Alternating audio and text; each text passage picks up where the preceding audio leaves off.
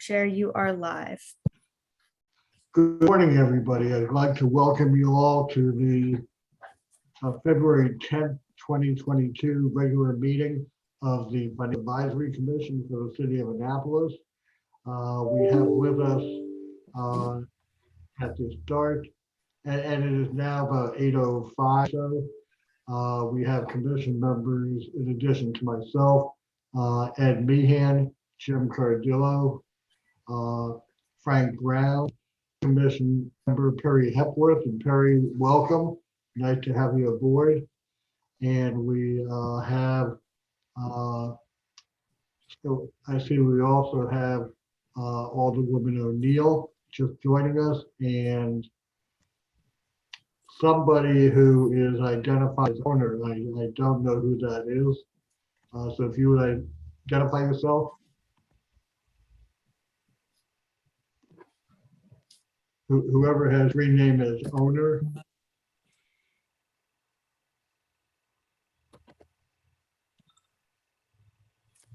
Madeline, do you know who that is?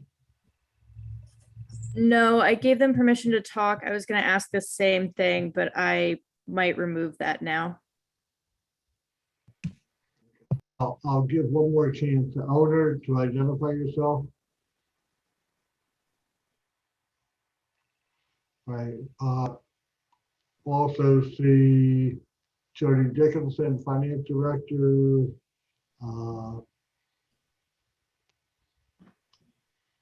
Kim Moronsky from Finance Department. Madeline Horrell from City of Annapolis TV. And David Gerald, City Manager. So I think that is everybody. So again, call the meeting to order. I sent out an agenda several days ago for review. I'll entertain any question revision from the members of the Financial Advisory Commission. Are there any? If not, entertain a motion to amend it as presented. So moved. Moved by Frank Brown. Is there a second to that? Second. Second, Ed Meehan. Any discussion? Hearing none, all in favor of approving the agenda as presented, signify by raising the right hand or saying aye. Aye. Aye. Okay. Appearing from the screens, that is unanimous, so the agenda is accepted. Next, we have approval of 3 sets of minutes. Minutes of November 10th, December 9th were previously provided. At our last meeting, they were sent back to staff for possible revision. I understand from staff that there are no revisions to those minutes. We also have before you the minutes from our January 13th meeting.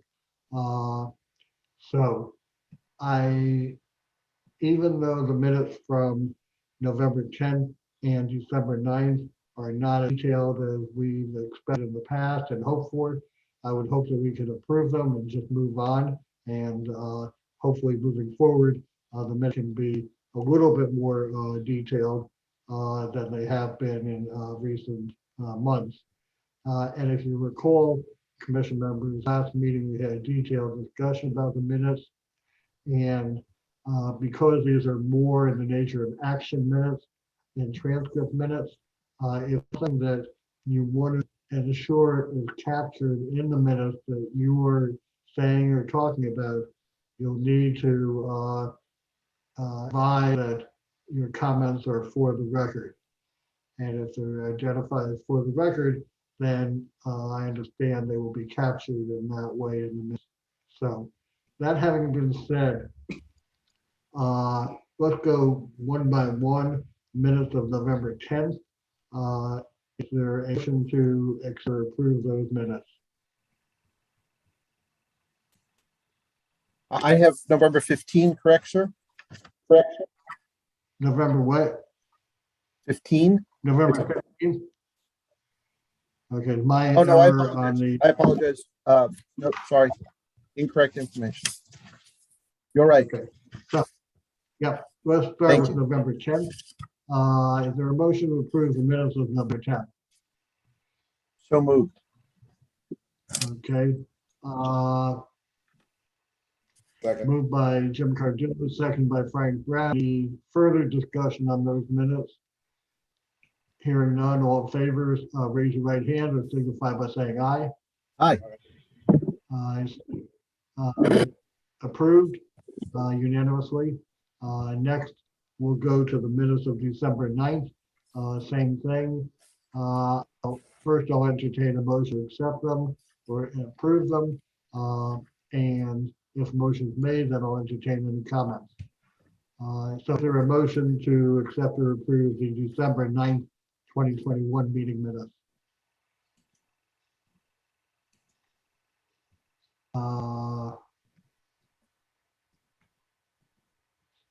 Is there a motion to approve the December 9th Yeah, moved. meeting minutes? Yeah, moved. Yeah, I was just checking one thing. Yeah, Okay. I'll move that.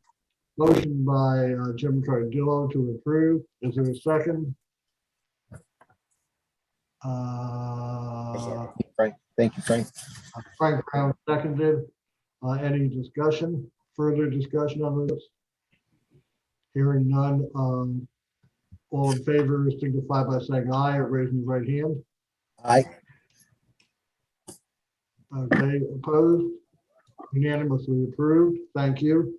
Now we'll go to the January 13th minutes, which I note are a little bit more detailed than the previous minutes. And Kim, I appreciate that. Thank you very much. And I think that's going a long way to what we're looking for. And again, just remind commissioners that if there is something that you would like to see specifically captured in the minutes, some of your comments, please, so they're for the record, so that Kim will so note that.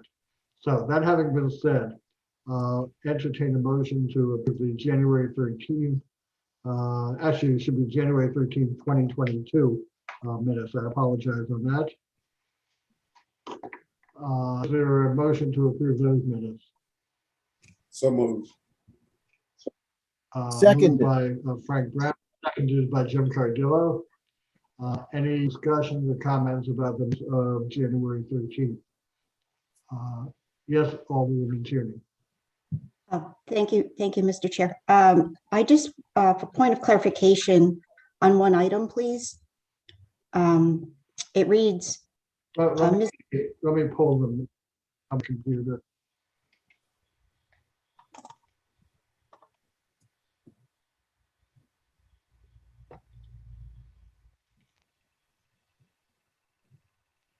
you have them? No, wrong. These are minutes from my next meeting.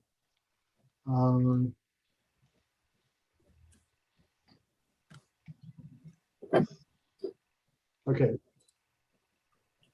You got them? yep, I got them. Okay. This may be out of context. It reads, Ms. Dickinson commented for the record that the commission's instructions to its finance staff liaison differ from city policy guidance. I just think that that needs some more specifics, unless I'm missing something. Well, Councilwoman, I would tend to agree that this goes back to our last discussion of the last meeting about the detail of the minutes. I think that the minutes as reflected by the recorder probably are consistent with the policy. What I took that to mean was that the commission, that Ms. Dickinson was saying that the commission's instructions to have much more detail in the minutes was different from the city's policy guidance to minute recorders, that there to be action minutes. Okay. So, Yeah, it might need an insert of the phrase regarding the minutes. That's all. If you read it, you don't know what it refers to. Just a suggestion. okay. That makes sense. I will entertain a correction revision to those minutes to insert the words regarding the minutes, or regarding the content of the minutes, add the word liaison. Thank you. Is there any objection to that insertion? So amend my Hearing none original from motion. Okay, so Frank Brown has to approve the minutes as revised. Is there a second to that? Second. Jim Cardillo, any further discussion on that? Just a quick clarification, Fred. It's going to say regarding the form of the minutes. That'll be the insert, something like that. I think I said regarding the minutes. Preparation. regarding Content. Preparation of minutes.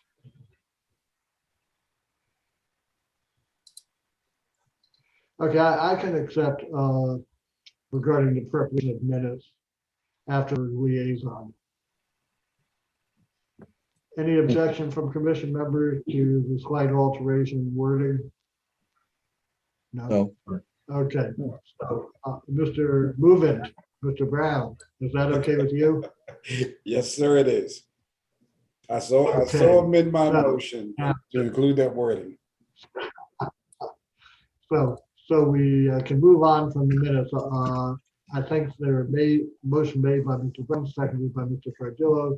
No further discussion. And Alderwoman Tierney, thank you for that clarification. All in favor, all commission members in favor, signify by saying aye, or raising your right hand. Aye. Opposed? Opposed? Aye. Motion approved. So, thank you for getting past that part of the agenda. Now we'll go to reports. And I hope that this is the last we'll have to have significant discussion about the form of minutes. And we can just move on the substance from now on. Reports from Jody in the finance department. What's going on in your department, Jody? Anything of great import and moment? Lots. Besides the daily, you can hear me, right? I thought I had an echo come back just now.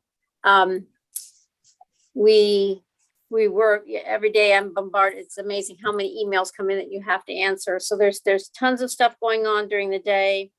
We are busy with budget meetings with the departments, reviewing what they've requested for next year. And those are populating our schedules for the next week or two. And that's the operating budget and the capital budget. And so we've met with a few departments and we have a few remaining. That will lead into our preparation of our first draft of the budget. I've been working on the union negotiations team for the city, and in that role have been working on projections for 22, and I'm going to then go to the 23 revenues and see where I think those. I'm going to do my best to project 23 revenues. The projections for 22 look pretty good. We're about $1 million in excess or so of our budgeted amounts. There's some up, some down, so I can't provide you a lot of detail at this time. One of the major sources of new revenue is going to be ambulance fees that we're getting from Medicaid. We've got a new way to bill those through Medicaid directly as a healthcare provider. So we've got a company working with us, and we're going to get a significant amount of additional ambulance revenues from that source. And that's the major reason for the increase. We have, let's see, we're doing the final meetings on the concession agreement for the Hillman garage and city dock work. Those meetings are also filling our schedules for the next couple weeks. We hope to have a good solid final draft of that soon. the annual financial report for 21 is done as far as we're concerned. We're just waiting for the auditors to do their final reviews of the document. So that draft is out there, and our staff has rolled off that work, and we're just waiting for any kind of follow-up comments they have on the report itself. I have drafted the RFP for audit services. I'm doing a little more review on that. And then we're going to present that to the audit committee and get their approval before we put it on the street. And then we're working on procurement officer interviews. We have had some strong candidates lately that we've interviewed, so I'm hoping that will come to a close sometime soon, but we'll just cross our fingers because it's rather difficult to attract candidates these days, and hopefully we'll have somebody soon. That's all on my list of my work, and I see there's a question. Yeah, Jim. Thank you. Just a quick question. Earlier in the report, you mentioned that the current projections show $1 million to the good. Was that the net position, or is that just the revenue side? That's just the revenue side. I'm not finished with the expenses because I'm using it for budget and for the union negotiations. I'm going through it in a very detailed manner and looking at all the expenses for each department. Hoping to get it done for all funds, but I'm focusing on the general fund first. So I don't have expenditure projections. We always make sure we're under budget there because we have a budget control in the system. So I anticipate we'll have some savings there. I just don't know how many at this time, but the revenue projections are strong, and it was between $1 million and $1.5 million, I believe. And like I said, we had some good revenue results, like in occupancy taxes, they're up, but then the income taxes are not going to be as high as we have budgeted. So those things are offsetting each other. And like I said, the only major new source, a significant new source, is that Medicaid billing for the ambulance services. All right. Thank you very much for the clarification. Jody, how much ARPA money will be available in FY23 for expenditure? Do you know? I don't know Will there be- yet. To carry into 23, is that what you're asking? Yeah, I maybe I misunderstood. I thought that we were just getting ARPA money in several stages over a series of years. Right. Or So maybe it's just I available. received half of it, which is about $3.6 million in June of 21. And we used a little over $1,172,000 for transportation activities for FY21. I have some $2 million left there. And then we expect another $3 million, $3.6 million in, I don't know if it'll come in May or June this year. They're just remitting the cash directly. So I'm not sure when I'm going to get that receipt.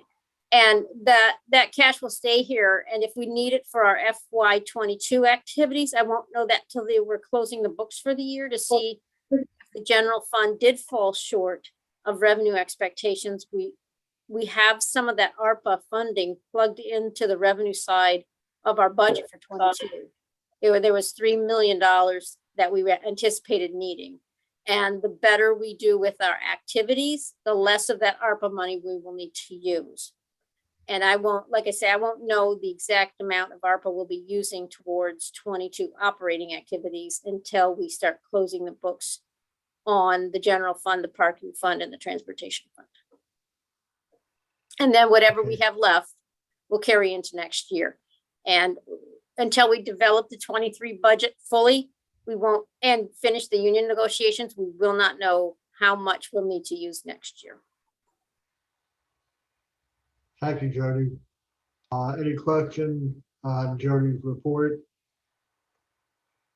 Seeing none again, thank you. And Mr. City Manager, tell us what's going on in your world, and Good particularly morning. Resiliency Authority and labor negotiations. Yeah, so Jody touched on some of the things that we have going on.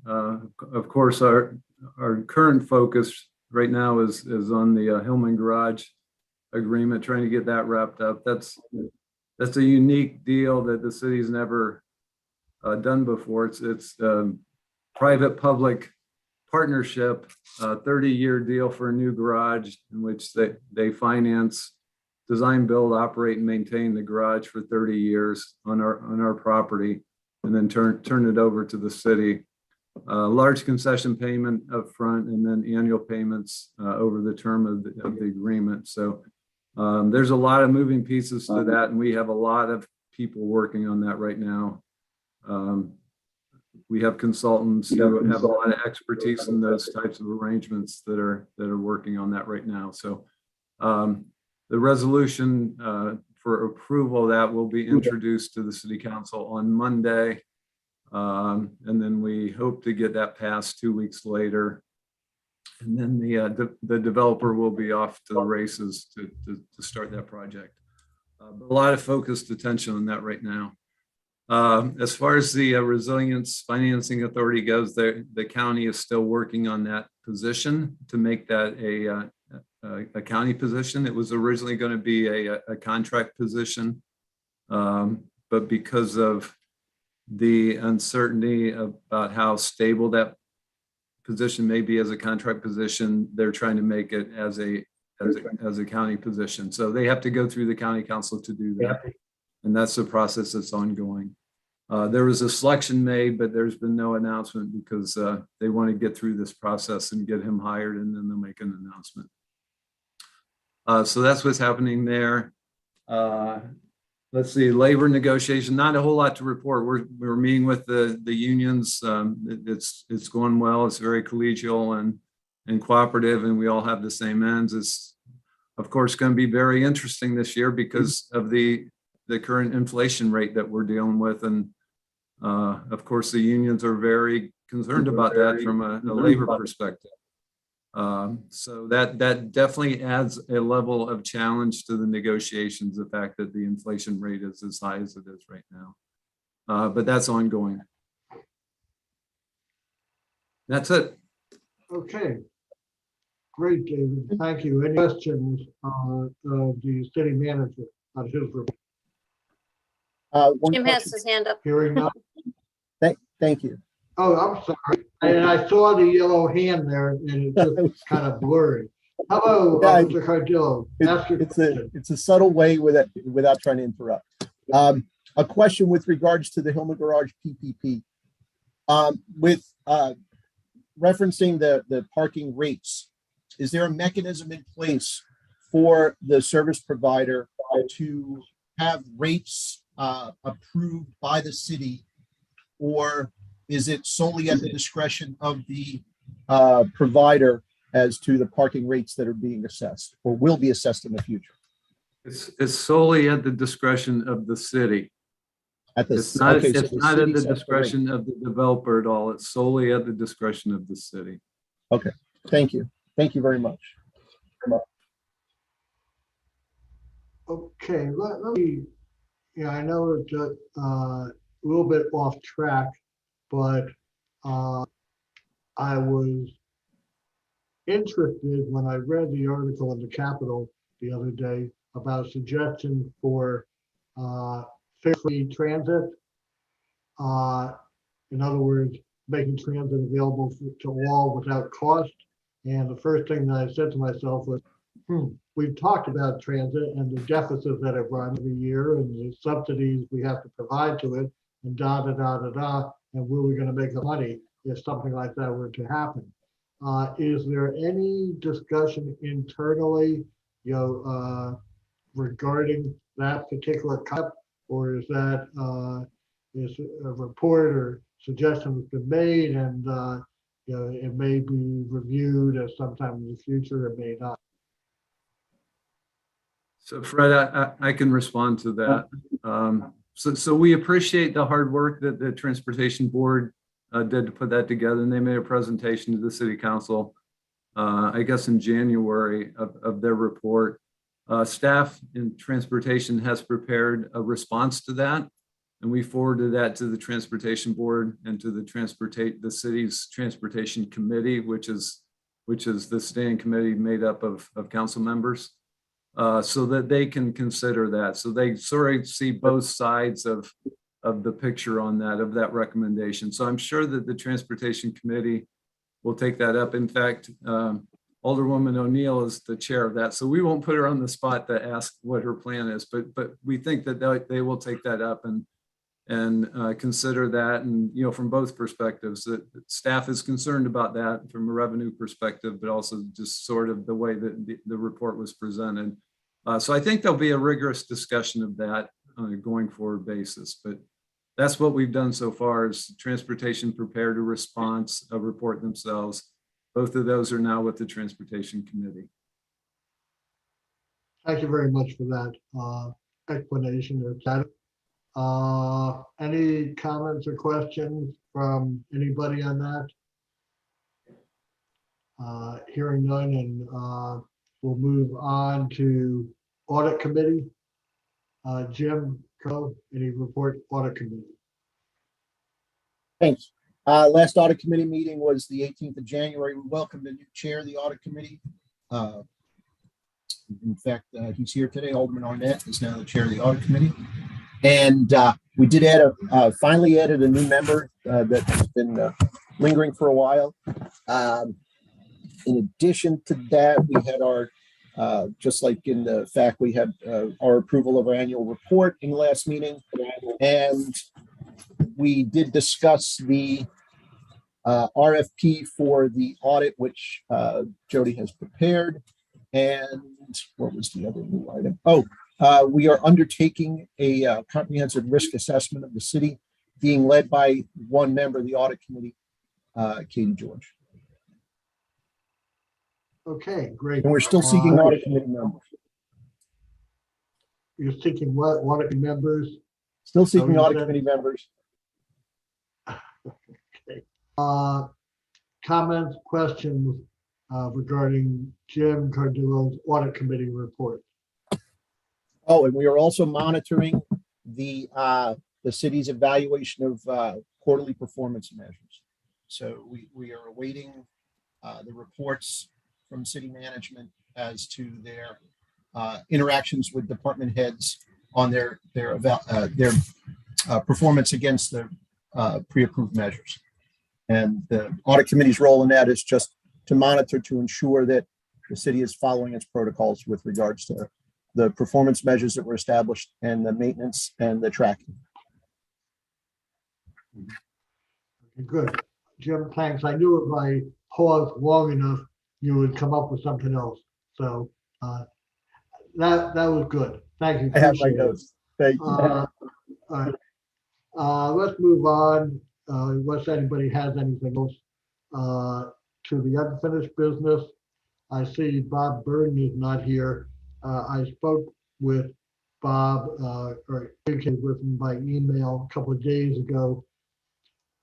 He indicated that he had been in confab with Alderman Arnett about the spending affordability subcommittee issues, and that he's not ready, the subcommittee is not ready yet to present anything to the commission, but hopefully by the March meeting, they'll be ready for that.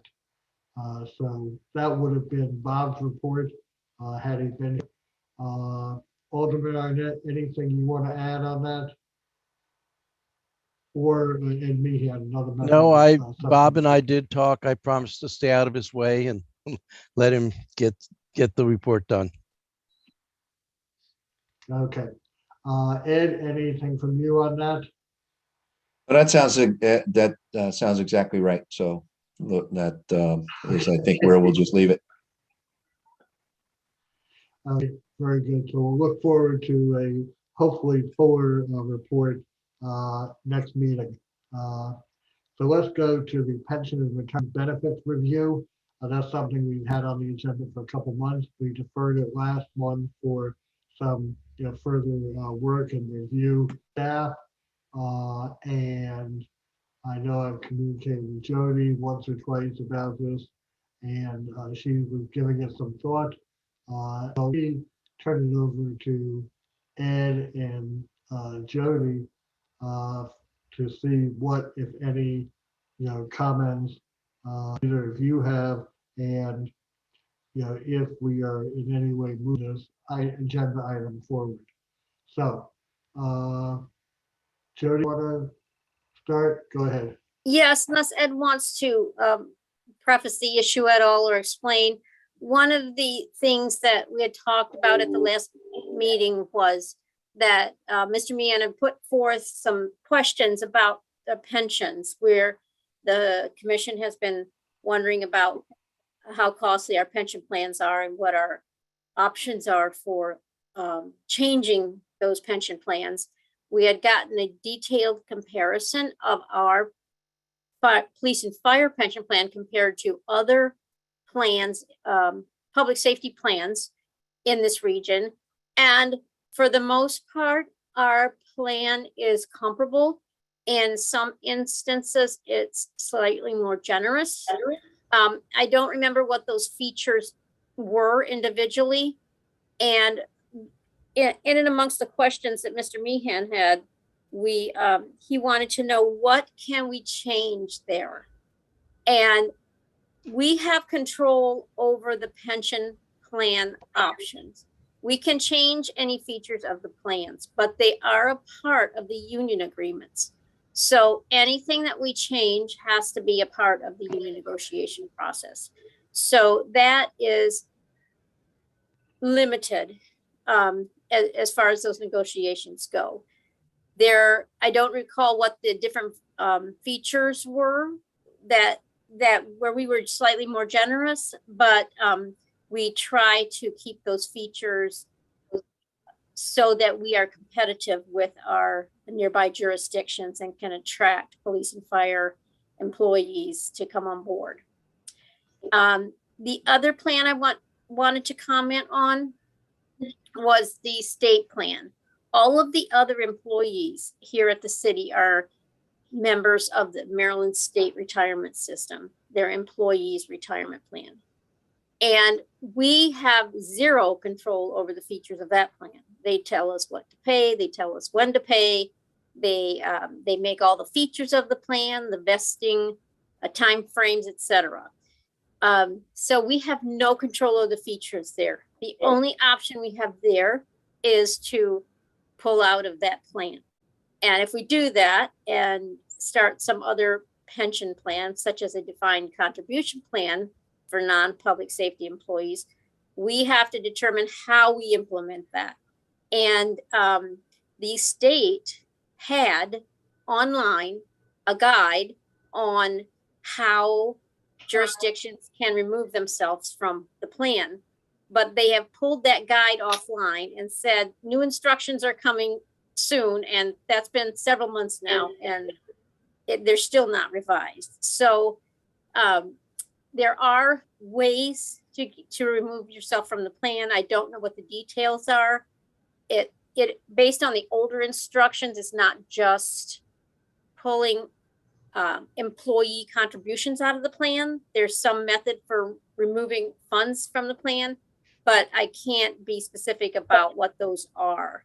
And then as a city, if we did that, we would need to decide how we want to do that. Is it just for new employees? Is it for new employees plus any that aren't vested at the state? I mean, will the state allow some people to stay there and be in that plan and then new employees to go elsewhere? So those are things we'd have to work out based on the policy that we'd like to set for our employees and the retention of our workforce, and what the state allows us to do when we're extricating ourselves from the plan.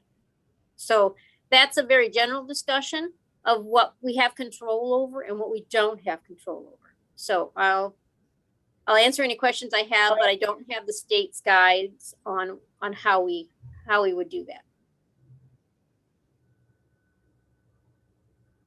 And let me go to you. What, if any, comments you'd like to make, either in response to or to supplement the comments from Jody? Yeah, just a couple of points. My sense was from the dialogue dialogue we've had, and then I know there was a little bit of follow-up, was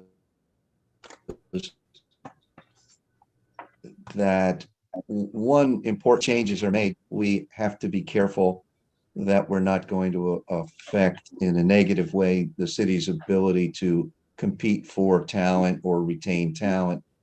And so my sense anyway of coming out of those discussions was that it's considered very important for retention of certainly of vested employees that the pension is very, is very central to their decisions to remain with the city. So I took from that we want to be cautious in making changes to any plans for current employees, but it seemed that there was less of a concern that pension issues really factor very heavily into recruitment. So that made me wonder, whether we could explore the possibility of changing the plan for new hires from a defined benefit, which is the type of approach that could be expensive and as investments change could become burdensome on the city, whether we change that to a defined contribution plan. It sounds like from what Jody was saying that in some areas we would have the discretion, though we might need some more guidance as to how to go about it. My question would be, how can we identify what the potential cost impacts of making that type of a change would be? It sounds like perhaps the city, is there a concern that the city would have to pick up some administrative costs?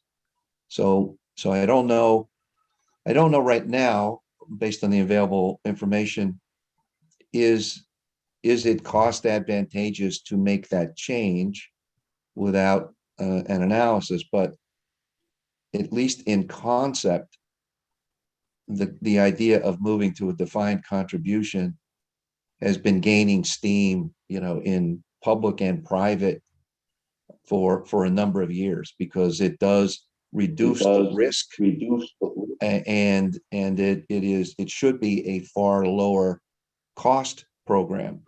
So all that leads me to say that perhaps as a first step in this area, is there a way to get a handle on what we think the cost, I think savings potentially would be of shifting to a defined contribution plan for new employees, whether that's feasible and what it might save the city. Seems like a topic that we could explore and hold other ideas for later conversation. Jody or David, ask you this. If the city were to consider, I'm saying if, were to consider some sort of alternate type of plan for new employees, would that have to be subject to bargaining? Or would because it's not affecting existing employees, or is that something the city could initiate unilaterally? It would be subject to bargaining, even if it is for new employees. If it's for new incoming union employees, it would have to be bargained. So, and I would add that the public safety plan, as it currently is structured, is comparable to area plans. You don't have any public safety plans in government in this region that are defined contribution. They're all defined benefit. Retention would be a definite issue in that regard, although anything for new employees, even in that group, would definitely have to go through the unions. But remember, in our other work group, there are AFSCME union members. So any change in that regard would have to be a part of their negotiations. And as far as the making it applicable to new employees, that's an easy move. Remember that one issue is that the state plan has a 10-year vesting period, and it's not a gradual vesting period. You get 0% vested until you're here for 10 years. So that's a long time for people to commit to get any part of employer contributions toward their retirement. And then if we were to move to defined contribution, we'd have to decide if it's just for new employees, or can we offer it in some way to new employees, not new employees, existing employees who are not vested. But there's a lot of legal questions there. So that takes analysis and involvement of a benefits attorney that's familiar with what you can and can't do for employees.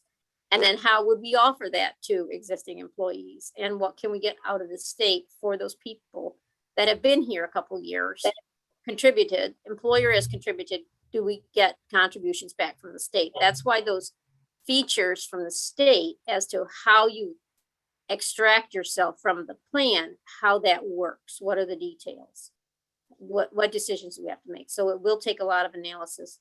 And to try to cost it at this point without knowing all those things, like how much we did a defined contribution, how much would we do for an employer contribution? What percentage of payroll? Would it be matching up to a certain amount? That's those things that would determine the cost of our plan. Administratively, once you get the plan in place, administratively, the costs are charged to the defined contribution account holders. But and any kind of fee that we pay for them to maintain information and enroll new employees. So administratively, as you go into a new plan, you have costs as far as setting it up, but the administrative costs to the employer afterwards are minimal. So Jody, let me ask this, how do we? It doesn't sound like we think we have a lot of leeway. A lot of what, Ed? So it does not sound like we think we have a lot of leeway to make changes. I don't want to say that. I think we do have leeway. I think we have more leeway with the non-public safety group. But again, we have to look into that and see what it takes first. And I would not, even if you left the unions intact and new non-represented employees were put in a defined contribution plan, in the long run, that helps save the city money. Right now we're paying 11% to the state for each employee salary, 11% of salaries to the state. And that goes up and down depending on how the market's doing and the other features in the plan. Well, just last point, and Fred, and then I'll step out of the way here.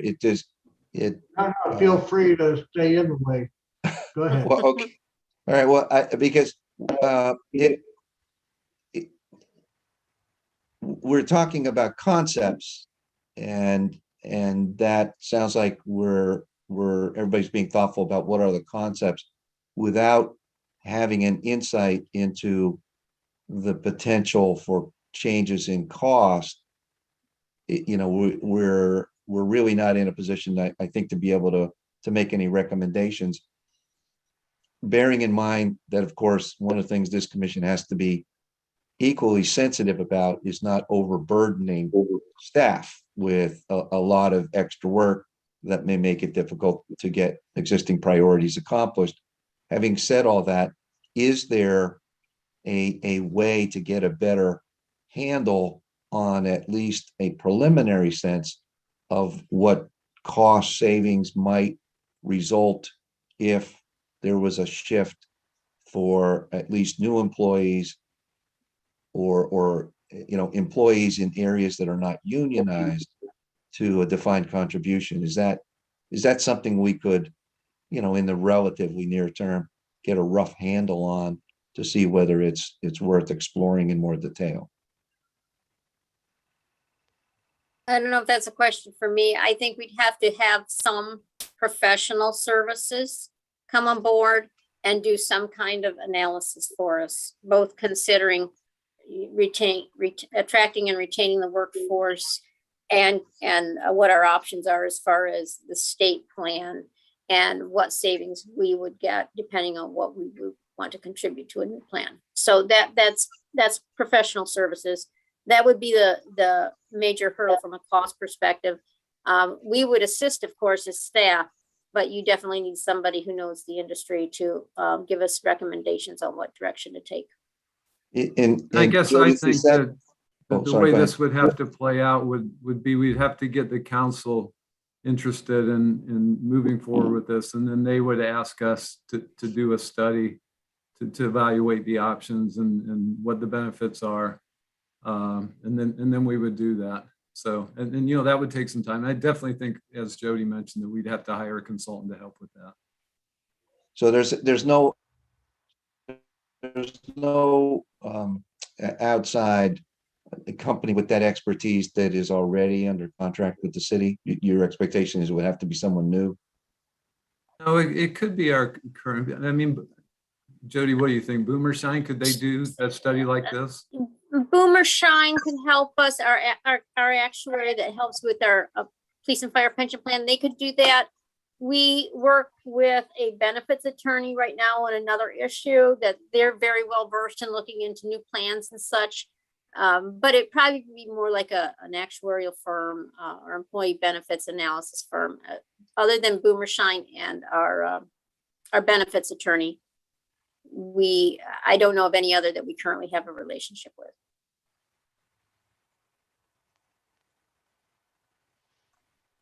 Alderman Chairman.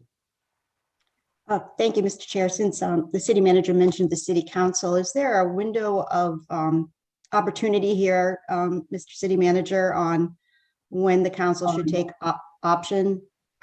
take initiative with this? You mentioned a resolution. It is. I mean, since we're right in the middle of Right. bargaining right now, it's Right. too late for this cycle to add Correct. that at this point, because there has to be a full study. So I would say for the next, whatever the length of this agreement's going to be, it would be to target the next round of negotiations. And are we confirming that there is a pension consultant that we could utilize? Yeah, I think we both agreed that Boomershine could probably do that. They're currently under contract with us. Okay, so off budget season, this is something that the council could take initiative and write a resolution and get it going. Thank you. Jim Cardillo. Thanks, Fred. I can distill the last 5 months of discussions into just about 45 seconds. The FAC was tasked with undertaking the FAC was asked to assist in the pension issue. And we understand that there are two plans, one, the public safety plan, which is city managed, and one, the state plan, which we are a participant but have no input on. Now we're being told that, at the time, we were also told that we were not going to be part of the pension negotiations because that was part of the pension committee. So now we're being told that this pension for public safety is part of the labor negotiations, which we're not a part of, and the state plan is too complicated to unwind from. So I'm wondering now, sir, what is the FAC's role in the city pension? Jody. I don't want you to think that the state plan is too complicated to unwind from. That's not true. We just don't know what the way is to unwind ourselves.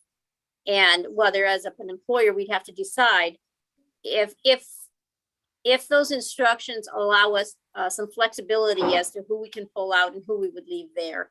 We can make decisions as to who we would want to offer the new plan to, either new employees or those without vesting. How much can we pull out of the plan? But there are ways to extract yourself from the plan. I just don't know what they are because they haven't got current instructions. That is a good, to me, that's a good direction to head as far as looking for new options. Right now, public safety just doesn't do defined contribution plans in this area. I'm sure this legacy document that the city put out, that the state put out, is available from one of the jurisdictions that has divested from the state plan. And it could be, it may not necessarily be the final doc that the state will release, but at least it's a prior version of a doc that we can use as a baseline to move forward, at least. Because I'm sure the steps to move forward are very, very similar on the old doc to the new and improved doc, which is forthcoming. So I'm sure that doc is available through either an internet archive or from a jurisdiction that has opted out of the state plan. And I believe the HR has the old document that we can look at. And we could also, if you want to head in this direction, we could reach out to the state and ask them, when is the new document planned to be up, and what are the major changes you're making to the new document? Because we're tell them that we're thinking about this, and we want to be able to evaluate what their process is. Thank you. Ed, Yeah, just one other sort of observation. I mean, part of the reason why I think it's important to consider what we can do, and I recognize that, a lot of this may be constrained by negotiations with unionized labor and all of that, is just that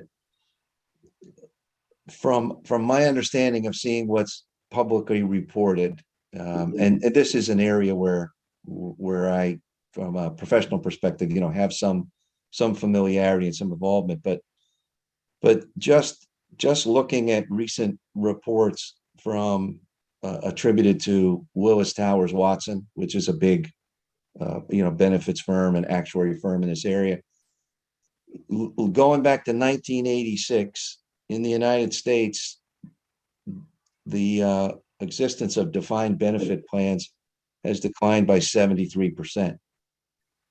And it's reflecting a trend to shift to what is characterized as cheaper and less risky 401k or defined contribution plan approaches. And companies and municipalities to a lesser extent, because of the public impact, but companies are really exploring the possibility here of what they call de-risking, where you even take the defined benefits that are vested and transfer the assets and the risk to insurance companies. So there are costs, there are transitional issues, there's reluctance to make changes. All of that exists, and I'm not saying we should ignore that or underestimate that, but at least from my perspective, the reason we got into this was because the commission is charged with helping to advise the city and identify areas where cost savings may be achievable, and so it seems to me this entire topic of what is the city committing to and has committed to in the pension area, it presents an opportunity to really look for those. So that's where I guess I'd like to see this go at some point in a reasonable period of time, is what analysis can be done on switching from defined benefits to defined contribution even for vested individuals, and also for new hires, just to have the area analyzed with some care so that then judgments can be made, so that we're not just sort of continuing as a matter of momentum down a path that seems to be different from what we're seeing so many companies and other organizations following.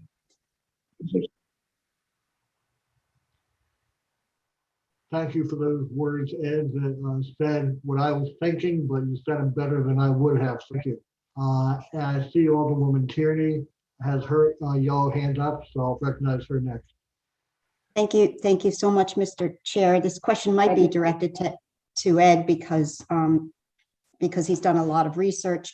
When you talk about savings, have we any data on this being a recruitment asset? I know we have, could be fair to say that we have some difficulty in recruiting, in hiring senior positions. Is this more of an asset if we have a privatized pension to potential employees? Is that something that we have data on nationally?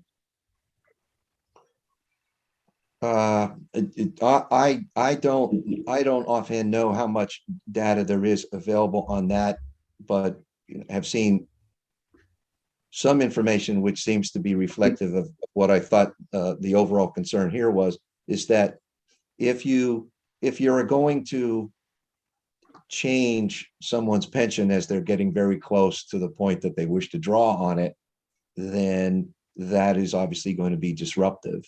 But the idea of bringing in a new employee and saying one of the advantages is, 20 or 30 years from now, you'll have this pension. There are some suggestions that faith in the ability of the pensions to be there 20 or 30 years from now, it has eroded. So it doesn't seem that attracting long-term pensions, and there is, I think, a lot more sophistication that has occurred with financial products and financial education. So my sense of what I'm seeing out there is that people would rather control their own destiny, right? So I think it's really part of a long-term movement away from a philosophy of someone taking a job with an organization, staying there for a pension. That's far less common these days. So pensions themselves are less important. But that's my personal observation and my personal take.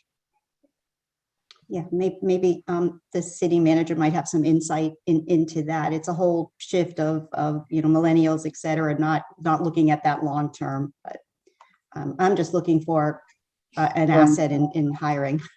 Thank you. No, I agree. I think for a lot of young employees who come to the city, that 10-year vesting period is daunting.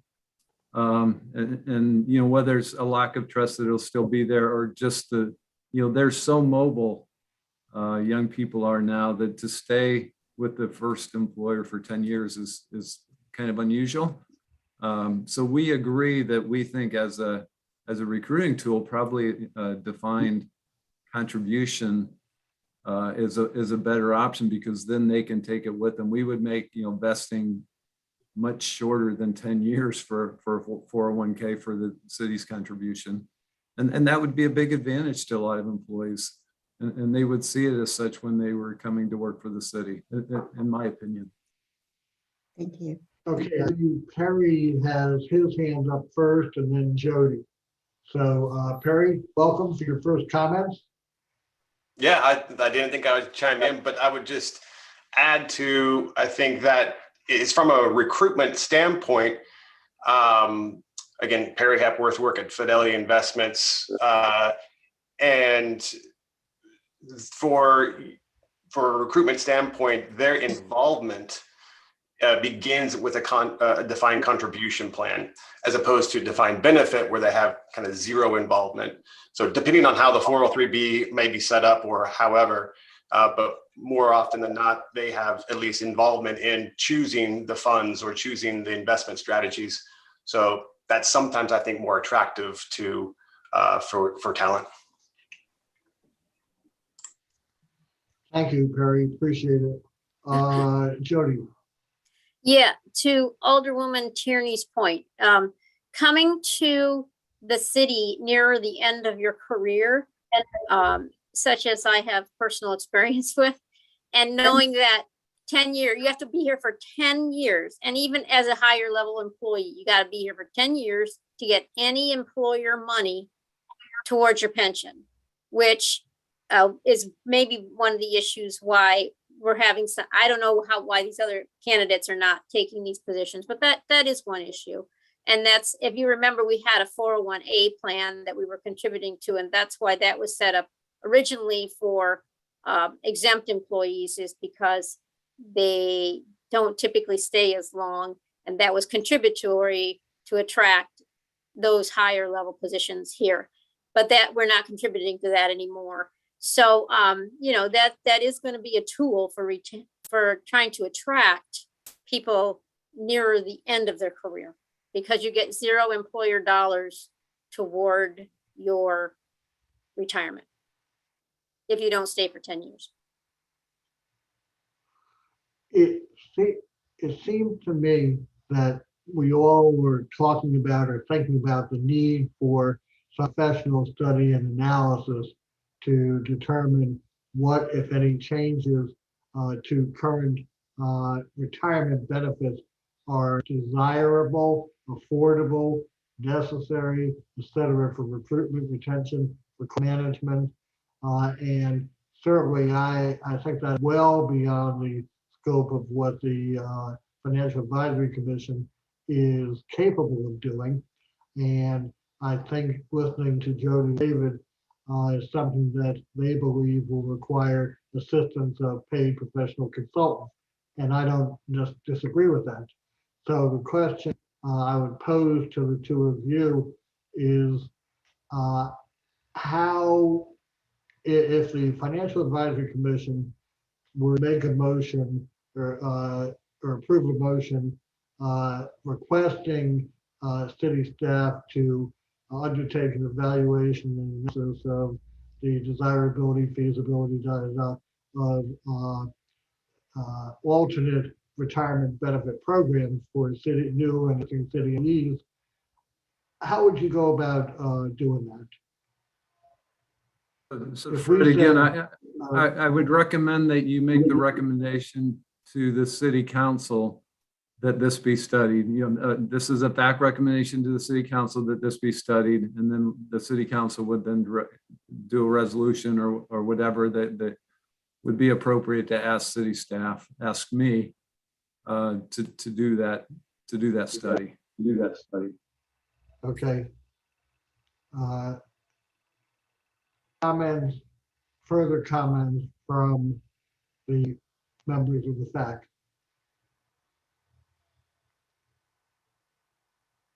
Well, Okay. Fred, I guess to Yes, follow up yes, on that, the only, I guess the only comment then I'd have at this point is that we should consider making such a recommendation. Well, that's where I was going next. I was giving a little dead time to see if any of the FAC members wanted to weigh in on that, on my comments, on David's comments, and that's where I was going to be going. So, are you making a motion, Ed?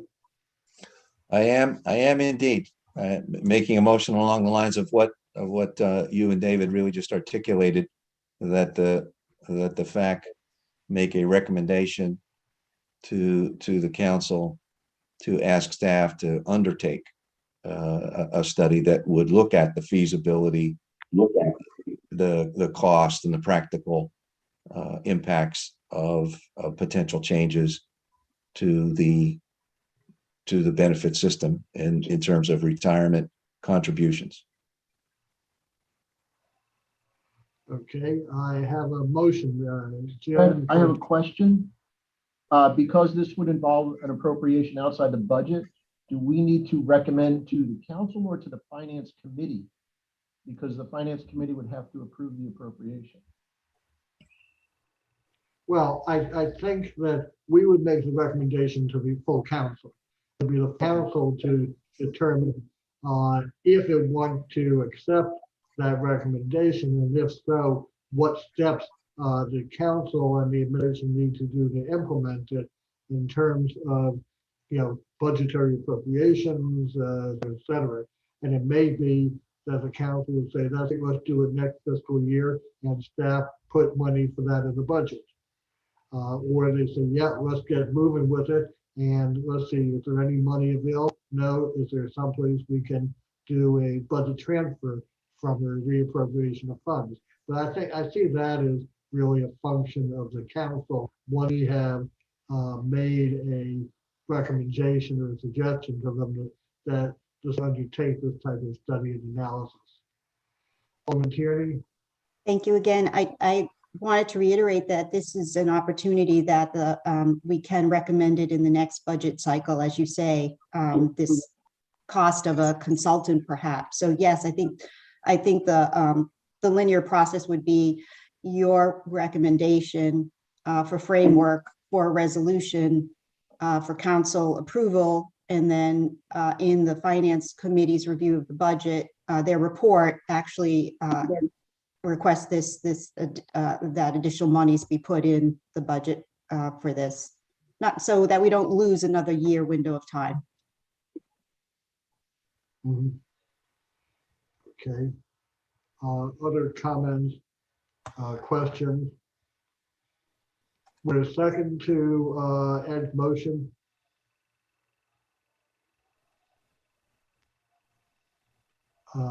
Anybody with second to Ed's motion? Yeah, I'll second. Frank Yes, Brown. thank you, I'll second. Thank you. I think Frank responded to my request for a second. You gotta wake up, Joe. So any comment, any further comments or questions before we take a vote? Hearing none, all in favor of approving the motion to recommendation to the city council regarding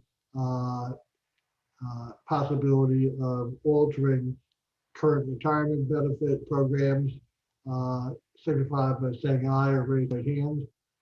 Aye. Any opposed? Seeing none, unanimous. I appreciate it. Thank you very much. I think that is a very positive way to proceed and move, try and move the ball forward a little bit. That brings us to the conclusion of unfinished business. Is there any new business that anybody wants to bring to the commission? Hearing or seeing none. Our next meeting will be March 10th, 8 a.m. again by video conference. We'll go see otherwise, but don't expect that you'll hear otherwise. And any last things before I entertain a motion to adjourn? No? Okay, then entertain a motion to adjourn. So moved. Nobody wants to adjourn. Okay, Jim and Frank quick on that. Brown seconded. All in favor, signify by saying aye. Aye. Aye. Opposed? Okay, I think we all have had a good meeting and want to adjourn. Perry, welcome again, your first meeting, and I hope you find it meaningful. Look forward to your contribution.